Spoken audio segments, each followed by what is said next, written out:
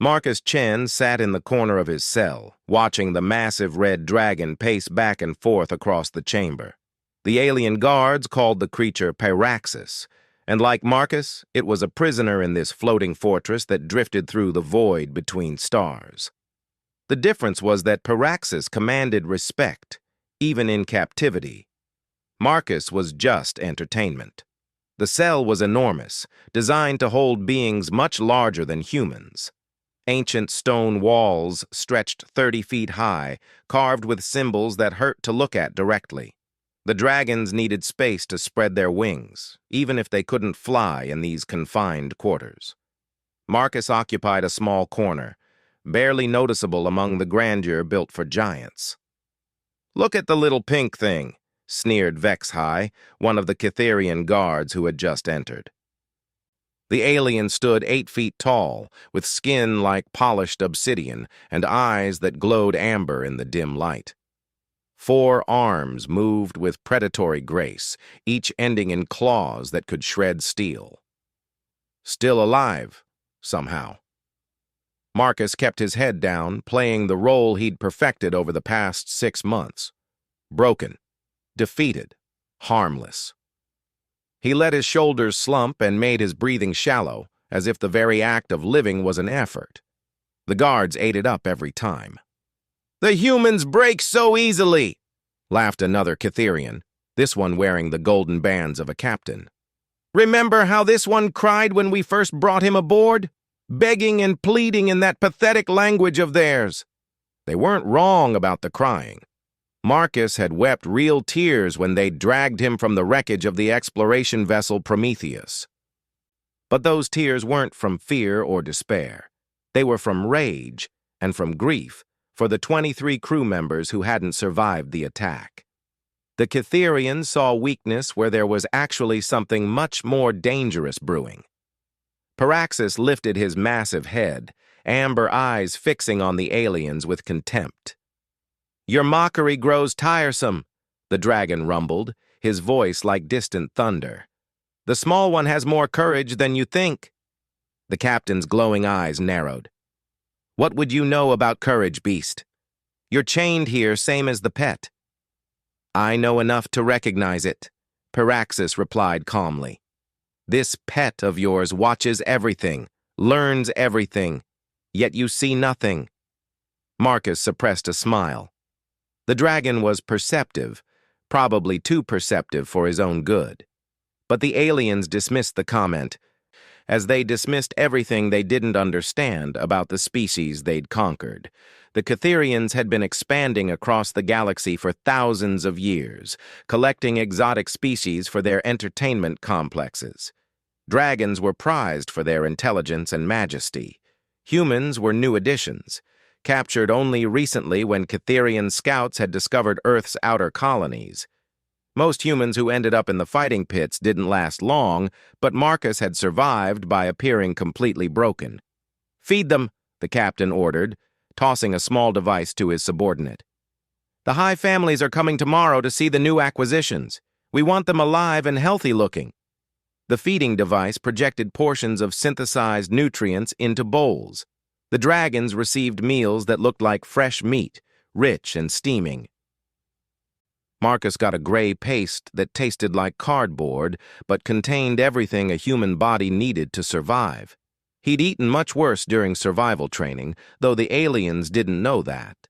As the guards left, their laughter echoing down the corridors, Pyraxis approached Marcus's corner.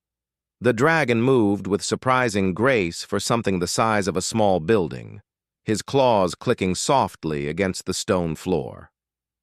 "They think you're harmless," Pyraxis observed, settling down near Marcus but not close enough to seem threatening. Dragons understood personal space, unlike their captors. Marcus looked up, meeting the dragon's ancient gaze. "Good.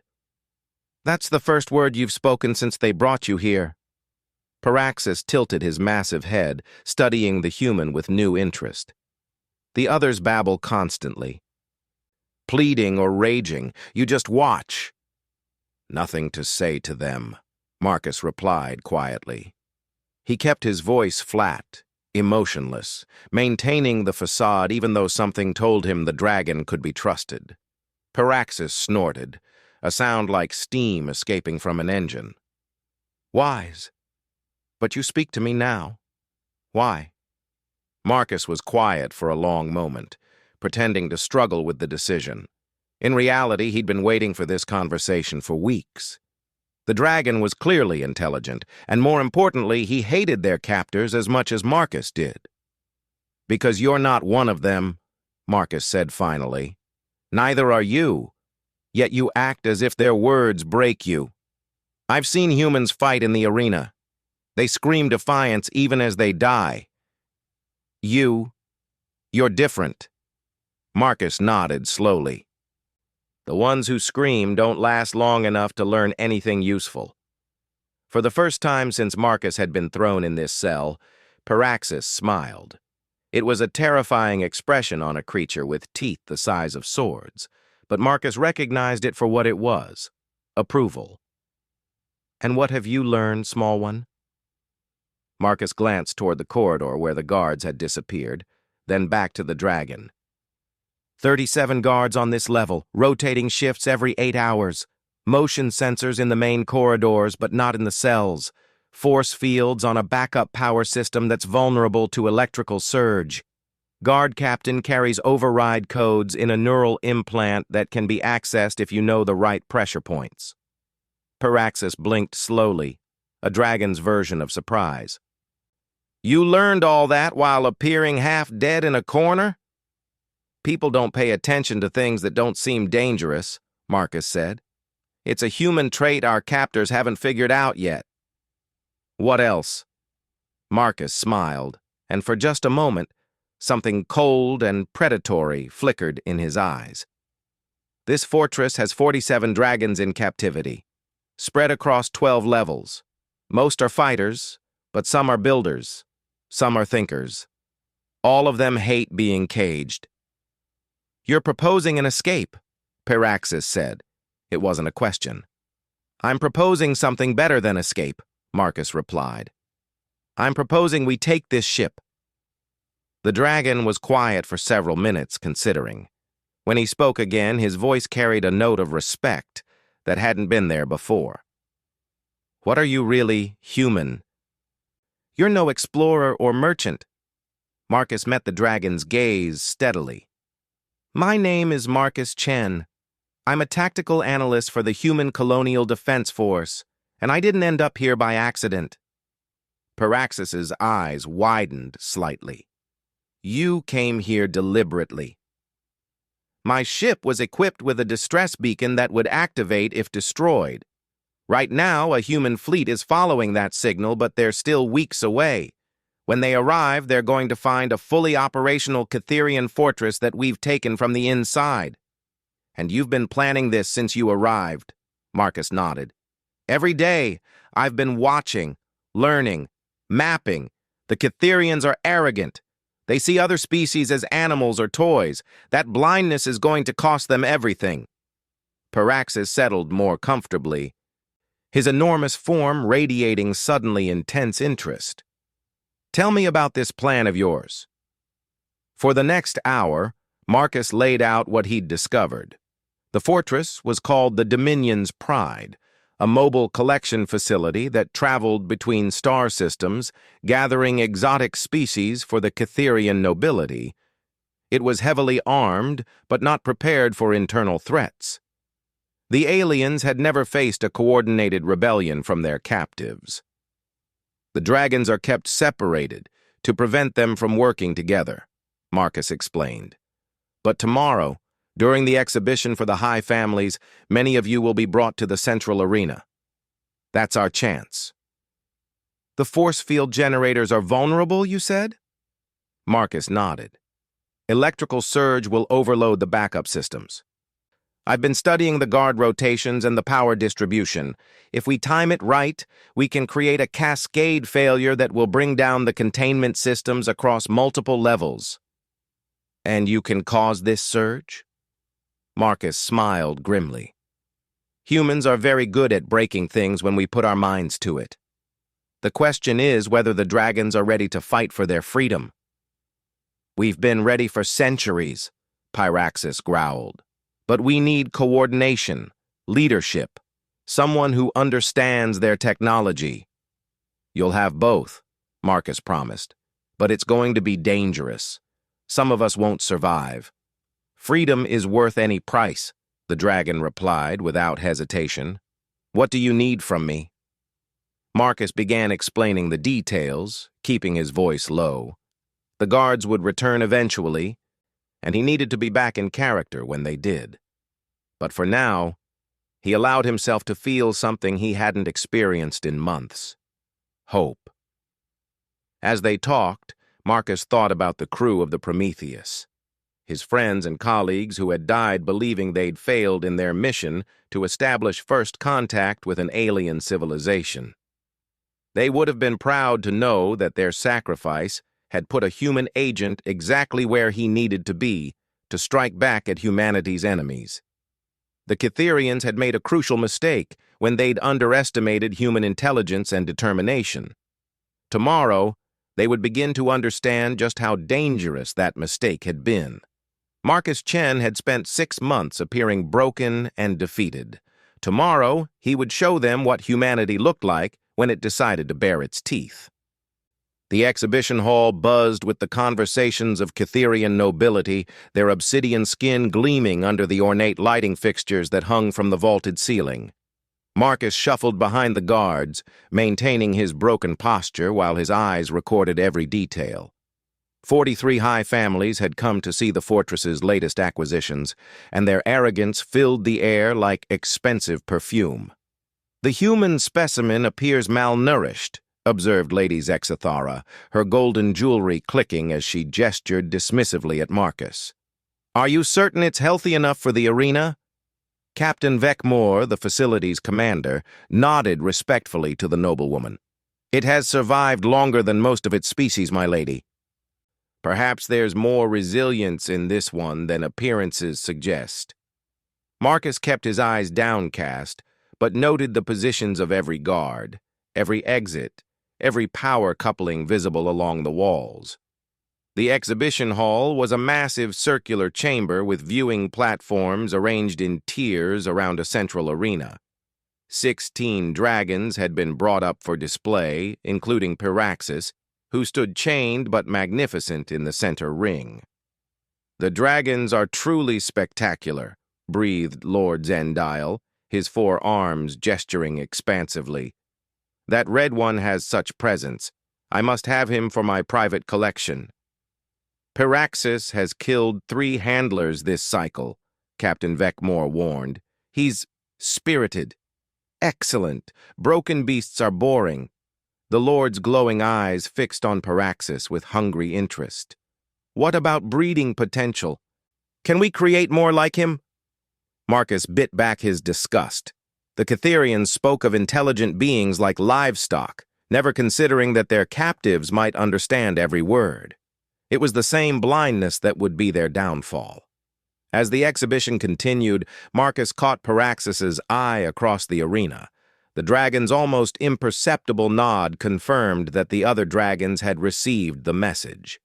Through careful communication over the past weeks, they'd spread word of the escape plan through the network of captured dragons. Each species had their own subtle ways of passing information that the Cytherians didn't understand. Bring the human closer, demanded Lady Zexathara suddenly. I want to examine the bone structure. Marcus felt the guard's claws dig into his shoulder as he was pushed forward.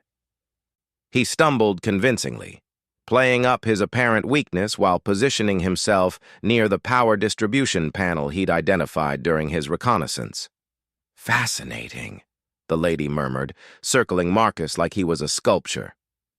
Such delicate features, yet they claim this species can be violent. I find that difficult to believe. They've shown surprising tenacity in the fighting pits, Captain Vecmore replied. This one has survived longer than any previous human specimen. Survival isn't strength, Lord Zendile scoffed. Vermin survive. It doesn't make them dangerous. Marcus let them talk, counting seconds in his head. According to his calculations, the guard rotation would put the fewest personnel in the critical corridors in approximately 3 minutes. The power surge needed to happen exactly then to maximize their advantage. A sudden alarm echoed through the hall, cutting through the noble conversations. Emergency lights began flashing red as a voice spoke through the communication system in the harsh Cytherian language. "Alert! Unidentified vessels approaching! All personnel to combat stations!" Marcus's heart jumped. The human fleet was early. That changed everything. Captain Veckmore's expression shifted from confident showmanship to concern. "My lords and ladies, I must ask you to proceed to the safety chambers while we address this situation." "Nonsense," Lady Zexathara declared. "We came here to be entertained. A little excitement makes things more interesting." Through the transparent sections of the outer wall, Marcus could see specks of light in the distance growing larger. Warships, moving in formation. The tactical analyst in him recognized the approach pattern immediately. Human Colonial Defense Force, heavy cruiser class, preparing for assault formation. "Those are human vessels," he said quietly, speaking for the first time since entering the hall. Every alien eye turned to him. The surprise on their faces was almost comical. They'd become so accustomed to him being silent that the sound of his voice was startling. "What did you say?" Captain Veckmore demanded. Marcus slowly raised his head, meeting the captain's glowing gaze. For the first time in months, he let his military bearing show through the facade. "I said those are human warships, Captain. And if I were you, I'd be very worried right now." "Impossible," Lord Zendile sputtered. "Humans don't have interstellar military capability." Marcus smiled, and there was nothing broken or defeated about the expression. "You might want to reconsider that assessment." The captain stepped closer, his claws extended threateningly. "How do you know what ships those are, human?" "Because I called them here." The words dropped into the hall like stones into still water. For a moment, nobody moved. Then chaos erupted. Alarms began blaring as the fortress's automated systems detected the approaching threat. The noble Cytherians began shouting orders and demands, their earlier confidence evaporating. Guards rushed around trying to secure their VIP guests while maintaining control of the prisoners. Marcus used the confusion to move closer to the power panel. His fingers found the access port he'd identified weeks ago, a maintenance interface that the arrogant Cytherians had never bothered to properly secure. "Seize him!" Captain Veckmore shouted, pointing at Marcus, but the guards were too slow. Marcus's hand slapped against the panel, and his knowledge of Cytherian technology, gathered through months of careful observation, paid off. The electromagnetic pulse device he'd constructed from scraps of electronics hidden in his cell sent a feedback surge through the power grid. The lights flickered and died. Emergency lighting cast eerie red shadows across the hall as the containment systems failed throughout the fortress. The force fields holding the dragons winked out of existence. Pyraxis was the first to move. The massive red dragon stretched his wings for the first time in months, filling the air with the sound of leather unfurling. His roar shook the walls as centuries of suppressed rage finally found an outlet. "Kill them all!" Captain Veckmore screamed, drawing his energy weapon. But his shot went wide as another dragon, this one midnight black with silver markings, slammed into him from the side. The Cytherian captain went down hard, his weapon skittering across the floor. Marcus dove for the weapon, his reflexes sharp despite months of acting weak and slow. His fingers closed around the alien pistol just as a guard reached for him. The energy bolt took the Cytherian center mass, sending him crashing into the wall. "This way!" Pyraxis's voice boomed over the chaos. "Small one, can you access their weapon systems?" Marcus nodded, already moving toward the main control terminal. The exhibition hall's security station would give him access to the fortress's defensive systems. If he could coordinate with the approaching human fleet, they could end this fight before it really began. Lady Zexathera grabbed at him as he passed, her claws raking across his arm. "You treacherous little—" She never finished the sentence. A golden dragon the size of a freight transport stepped on her. Marcus reached the control terminal and began working. His training in xenotechnology served him well as he navigated the Cytherian interface. The fortress's main weapons were powerful, but designed for space combat, not for coordinated defense against a well-planned assault. "Attention, human vessels," he spoke into the communication system, broadcasting on military frequencies. "This is Lieutenant Commander Marcus Chen, Human Colonial Defense Force. I have taken partial control of the fortress's systems, transmitting defensive positions and weapon placements now." The response came immediately, crackling through the speakers in accented but clear standard English. "Commander Chen, this is Captain Sarah Martinez aboard the HCDF Retribution. Good to hear your voice, sir. We're ready to coordinate attack runs." Marcus grinned as he uploaded the tactical data he'd been gathering for months. "Captain Martinez, you're going to want to hit the shield generators first. Coordinates follow. After that, the Dragons and I will handle internal security." "Dragons, sir?" "Long story, Captain. Just be advised that anything over 15 feet tall and breathing fire is on our side." Around the exhibition hall, the battle was already turning. The Dragons fought with the fury of beings who had been caged too long, while Marcus coordinated their efforts through the communication system. His knowledge of the fortress's layout, combined with the Dragons' raw power, made them devastatingly effective. "The weapon systems are going offline," Marcus reported as he sabotaged critical systems. "This fortress is yours, Captain." Through the transparasteel windows, he could see the human warships closing in. Energy beams lanced out from their weapon arrays, precisely striking the targets Marcus had identified. The fortress shuddered as its shield generators exploded in brilliant flares of light. Captain Vecmore, bleeding from the dragon attack but still alive, struggled to his feet. "You think this changes anything, human?" "There are hundreds of fortresses like this one, thousands of your kind in our breeding programs." Marcus turned from the control terminal, still holding the energy pistol.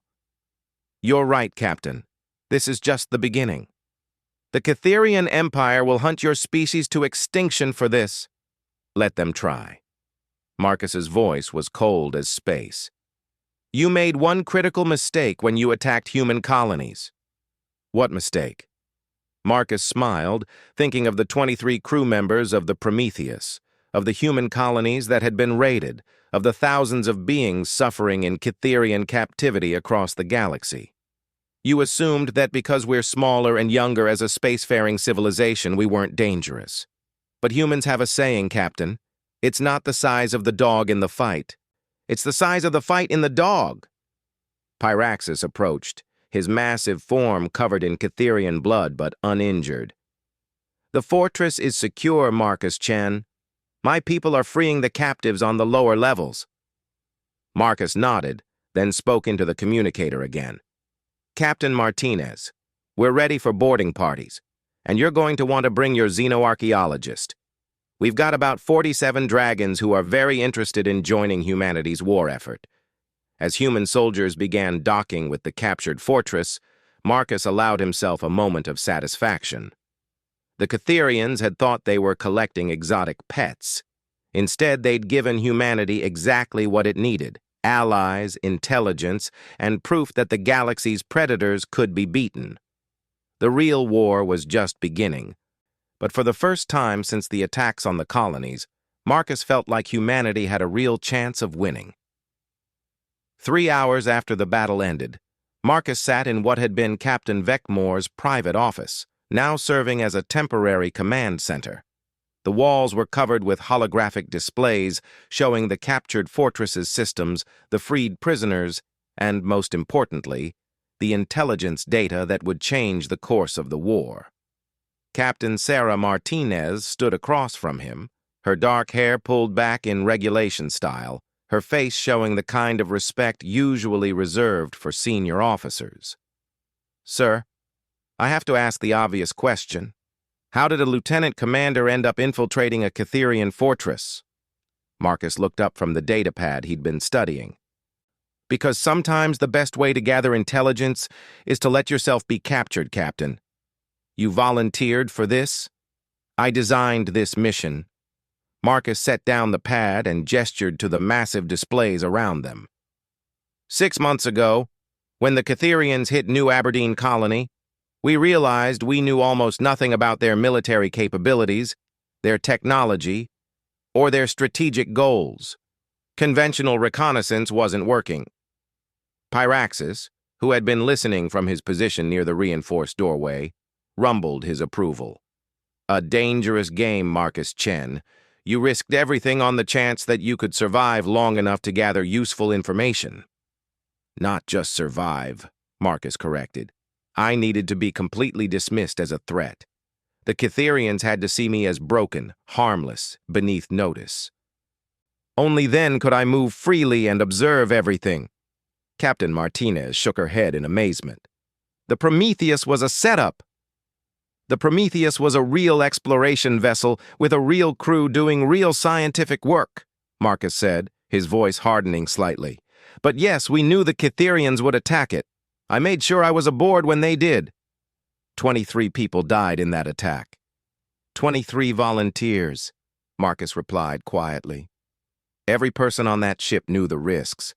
They believed, as I did, that the intelligence gathered from this mission would save thousands more lives. The office fell silent for a moment. Through the viewport, they could see human ships docked to the fortress, while teams of technicians worked to fully secure the massive structure. Dragons flew freely through the corridors for the first time in decades, their joy evident in their powerful wing beats. Show her the files, Marcus, Pyraxis suggested. She needs to understand what we've discovered. Marcus nodded and activated the main holographic display. A three-dimensional map of the galaxy appeared, dotted with thousands of red markers. Each of these points represents a Catherian collection facility, breeding center, or military installation. We now have the complete location data for their entire empire. Captain Martinez stepped closer, her eyes widening as she took in the scope of the display. There are thousands of them. 3,417 facilities across 47 star systems, Marcus confirmed. But more importantly, we have their command codes, their defensive protocols, and the locations of every single one of their captive breeding populations. Another holographic display activated, showing detailed technical schematics. Catherian technology is advanced, but it's not as sophisticated as we feared. They rely heavily on automated systems and centralized control. That makes them vulnerable to coordinated attacks. You're talking about a full-scale war, Captain Martinez said. The war already started when they attacked our colonies, Marcus replied. We're just evening the odds. Pyraxis moved closer to the display, his ancient eyes studying the data with keen interest. The dragons have been waiting for this opportunity for centuries. My people have detailed knowledge of Catherian military tactics, their weaknesses, their fears. Fears? Captain Martinez asked. The red dragon's smile was all teeth. The Catherians have never faced a coordinated rebellion. They've conquered species one at a time, overwhelming them with superior numbers and technology. But they've never fought an alliance. Marcus pulled up another display showing the fortress's prisoner manifest. This single facility held representatives from 17 different intelligent species. All of them hate the Catherians. All of them have been waiting for a chance to fight back. You're proposing a galactic alliance. I'm proposing we give every enslaved species in Catherian space the chance to earn their freedom, Marcus said. Humanity provides the coordination and strategic planning. The dragons provide heavy assault capability. The other species contribute their unique strengths. Captain Martinez studied the displays for several minutes, her tactical mind clearly working through the implications. The logistics alone would be staggering. coordinating attacks across dozens of star systems, managing different technologies and communication protocols. Which is why we start small and build momentum, Marcus explained. We've already identified the 12 most isolated facilities. Quick strikes to free prisoners and gather more intelligence. Each success brings more allies into the fold. A new voice interrupted the conversation. An ambitious plan, but doomed to failure. They turned to see Captain Vecmore being escorted into the office by 2 human Marines. The Catherian captain was wounded but alive, his obsidian skin bearing the marks of his encounter with the dragons. His glowing eyes held a mixture of hate and grudging respect as he looked at Marcus. "Captain Vecmore," Marcus said calmly, "I was hoping we'd have a chance to talk." "You think you've won some great victory, human," the Catherian sneered, "but you understand nothing about the Empire's true power. Then enlighten me." Vecmore's 4 arms gestured dismissively. "This fortress, these prisoners, they're nothing. The Empire has been expanding for 10,000 years. Your little rebellion will be crushed like all the others." "What others?" Paraxis asked, his voice dangerously low. The Catherian's expression faltered slightly. "That's not relevant." Marcus stepped closer, his eyes never leaving the alien captain's face. "But it is relevant, isn't it? This isn't the first time someone has tried to organize resistance against your empire. The question is, what happened to them?" "They failed," Vecmore said, but there was something in his voice that suggested more to the story. "Failed, or were they betrayed?" Marcus pressed. "Your people are arrogant, Captain, but they're not stupid. 10,000 years of conquest doesn't happen without learning from mistakes." Captain Martinez was watching the interrogation with growing understanding. "You think there are other resistance movements already in place?" "I think the Catherians have been playing a very long game," Marcus replied, "allowing small rebellions to form, then infiltrating them and using them to identify other potential threats." Vecmore's silence was answer enough. Paraxis growled, a sound like distant thunder. "The Valthori uprising 3 centuries ago. The Catherian response was suspiciously swift and targeted." "Which means they knew exactly where to strike," Marcus concluded. "They've been using failed rebellions as intelligence-gathering operations." "So what makes you think this time will be different?" Vecmore asked with renewed confidence. Marcus smiled, and there was something predatory in the expression that made even the Catherian step back. "Because this time, they're not fighting against desperate, isolated groups with limited resources and no coordination." He gestured to the displays around them. "This time, they're fighting against humanity. And there are several things you need to understand about my species, Captain." The first display showed technical schematics that made Vecmore's eyes widen. "Humans don't just adapt existing technology, we innovate. Those weapons hitting your shields aren't based on any technology in our captured databases.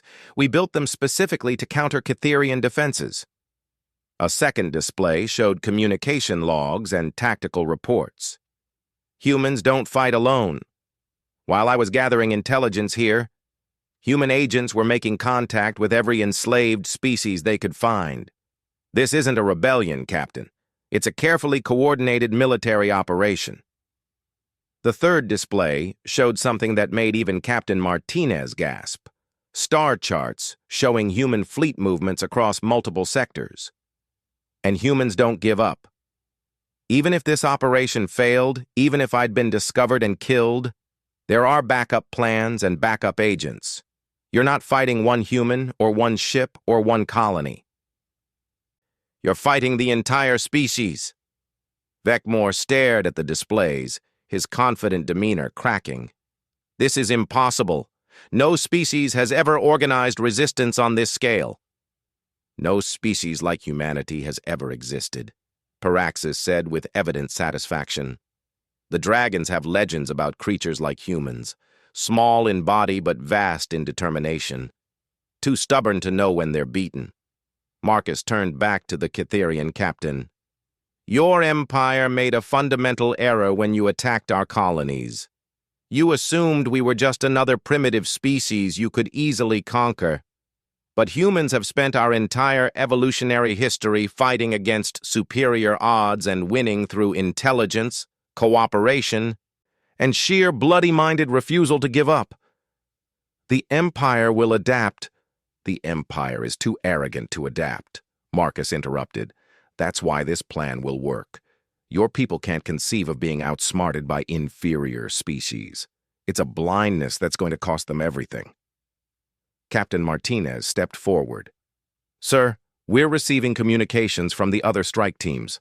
All 12 target facilities have been successfully captured. Marcus nodded with satisfaction. How many prisoners freed? Over 4,000, representing 23 different species. And sir, they're all volunteering for the next phase. Vecmore's face went ashen as he realized the scope of what was happening. You're destroying everything we've built. No, Marcus corrected. We're freeing everyone you've enslaved. There's a difference. He turned to address everyone in the room. Gentlemen, Lady Dragon, the Cytherian Empire has ruled this galaxy through fear and superior technology for 10,000 years. Today that ends.